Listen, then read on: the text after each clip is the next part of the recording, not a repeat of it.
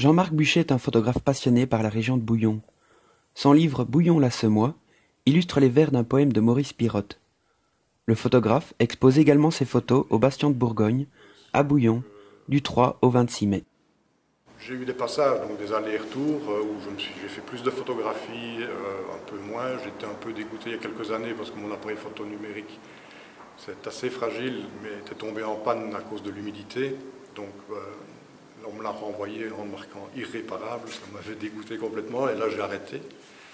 Et puis je suis quelqu'un qui aime voyager, qui aime les montagnes, et donc j'ai été amené à faire un beau projet en faisant le sommet du Kilimandjaro. C'était une de mes filles qui m'y a entraîné. Et là, j'ai été dégoûté, par contre, des photos que j'avais faites avec un petit pocket. Et là, je me suis remis vraiment dans la photographie avec un bon appareil. Et de là, au fur et à mesure, moi j'ai fait beaucoup de sport aussi, donc je connais la région, je l'ai fait en course à pied, je l'ai fait en VTT.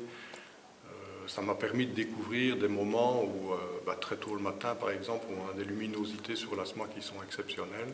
Et maintenant, au lieu de le faire en course à pied ou en VTT, je le fais à pied, en marchant, et j'essaye de trouver les belles ambiances autour de l'Asma, de notre région, un peu partout en fait. Puis un jour, j'ai assisté à la soirée des auteurs ici à Bouillon, donc, où j'ai pu entendre le poème de Maurice Pirotte, lu par lui-même via un enregistrement interposé.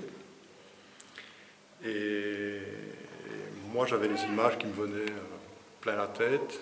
Et donc, par contre, mon épouse l'a entendu, elle avait vu mes photos. Elle a tout de suite fait le lien entre le poème, projet de livre et mes photos. Et je l'ai rencontré donc le jour avant le vernissage du livre pour lui remettre sa copie, et là j'ai eu le bonheur de pouvoir voir quand même ses réactions à la lecture et à la présentation du livre. Et voilà. Ça m'a fait beaucoup plaisir de pouvoir le faire encore, puisque malheureusement, quelques semaines après, il est décédé. Et par rapport à la conception du livre, comment ça s'est passé pour sélectionner vos photos Donc j'avais fait une première maquette que j'ai présentée donc à l'éditeur, pour laquelle j'ai toujours eu tout de suite une réponse positive, donc c'était déjà un bon départ. Ensuite, ça a pris un petit peu de temps, mais dès le moment où j'ai eu contact avec le graphiste, donc j'ai vu là, ma maquette était très bien, c'était déjà un beau résultat, mais j'ai vu là naître un autre livre. Vous arrivez, vous sortez de l'escalier d'emblée, vous avez la photo de la première page du livre, donc, qui vous entraîne dans le sens de la visite.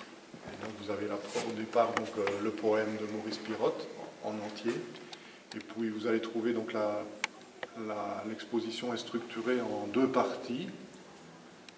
Donc dans la première partie, où vous allez trouver une trentaine de photos, qui sont les photos du livre, avec chaque fois le vers qu'elles illustrent en fait. Pour moi, une photo est spécialement belle quand elle est agrandie, et plus elle est agrandie, plus elle peut donner ou refléter l'ambiance réelle du terrain.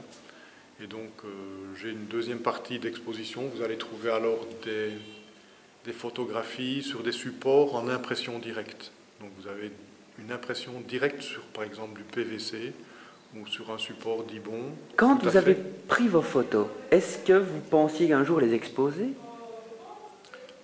Donc ici, par rapport au livre, oui, puisque au départ, j'avais envie de faire une exposition pour montrer aux gens ce que je faisais. Donc le partager, le livre c'était aussi un moyen, mais l'exposition était un autre moyen. Et un moyen plus direct pour avoir vraiment les commentaires tout de suite. Un livre, les gens prennent le temps de le lire, de se l'approprier, et puis il y en a qui font des retours et il y en a qui n'en font pas, mais une exposition, vous avez le retour tout de suite, quoi. Donc ils voient les photos, c'est bien, c'est pas bien, j'aime. Mais il y a toujours, je vais dire, les gens aiment toujours bien une photo ou plus qu'une autre, et ce qui est bien, c'est qu'il y a autant d'avis qu'il y a de personnes.